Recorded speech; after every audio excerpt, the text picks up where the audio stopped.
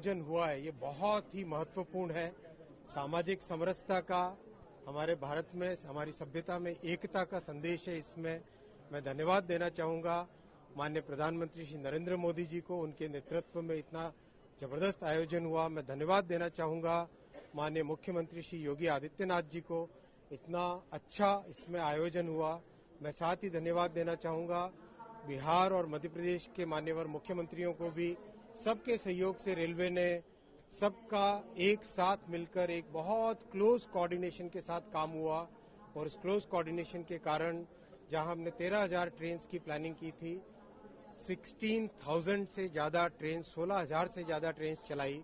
करीब 4.5 से 5 करोड़ के आसपास श्रद्धालुओं को लेके इसमें संगम में और महाकुंभ के दर्शन के लिए ला पाए। बहुत ही क्लोज कोऑर्डिनेशन रहा राज्य की पुलिस के साथ, आरपीएफ का, जीआरपी का और जो रैपिड एक्शन फोर्स वगैरह जो लगी, सबका क्लोज कोऑर्डिनेशन रहा। रेलवे के सभी विभागों का बहुत अच्छा क्लोज कोऑर्डिनेशन रहा।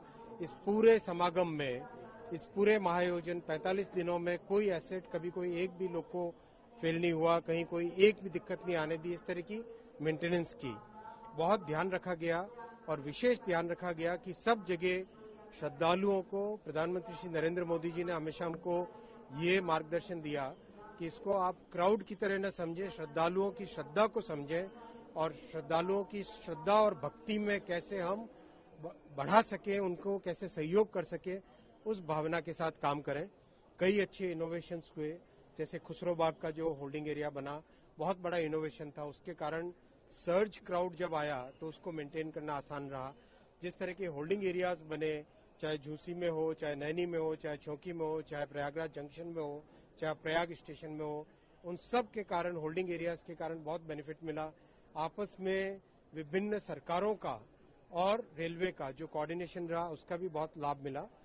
इस सबसे जो सीखने को मिला है, टीम पूरा उसका एक एनालिसिस भी करेगी और किस तरह से रेलवे के जो ऑपरेशंस मैनुअल्स हैं उनके अंदर एक परमानेंट चेंज लाने के लिए भी व्यवस्था करेंगे, जिससे कि आज से जो लर्निंग आई है, इस महाकुंभ से जो लर्निंग आई है, उस लर्निंग को हम देश के हर जगह जहां पर भी क्राउड, जहां पर भी अचानक पैसेंजर्स का सर्ज आता है, उसको हम संभाल सके, उसको ढंग से मैनेज कर सके। सर, इसमें चुनौतियां क्या हैं और इसका इम्पैक्ट क्या आगे जाएगा? सबसे बड़ी चुनौतियों में एक विशेष ये था, आईएनएस आ जाओ। सबसे बड़ी चुनौतियों में एक सबसे बड़ी चुनौती ये थी कि किस तरह से जो श्रद्धालु रिटर्न जाने वाले हैं उनको इस तरह से कंट्रोल किया जाए, किस तरह से मैनेज किया जाए कि इस स्टेशन पे लाना है या किसी और स्टेशन पे ले जाना है। इस सब का विशेष ध्यान रखा गया और इसका बहुत लाभ हुआ। जैसे मैंने बताया आपको खुसरो बाग के होल्डिंग एरिया के बना देने से एक सिग्निफिकेंट इम्प्रूवमेंट आया। एफओबीज 12-12 मीटर के जो बनाए, उसका सिग्निफिकेंट इम्प्रूवमेंट आया। जो वॉर रूम बनाए गए हर स्टेशन पे, डिवीजन में, जोन में, रेलवे बोर्ड में, उस वॉर रूम से बहुत अच्छा क्लोज कोऑर्डिनेशन हो पाया। किसी भी फील्ड से जो भी इनपुट आता था, उस इनपुट के ऊपर तुरंत रेलवे बोर्ड से उसका अप्रूवल, कार्रवाई वो करना, उसका एक बहुत बेनिफिट मिला।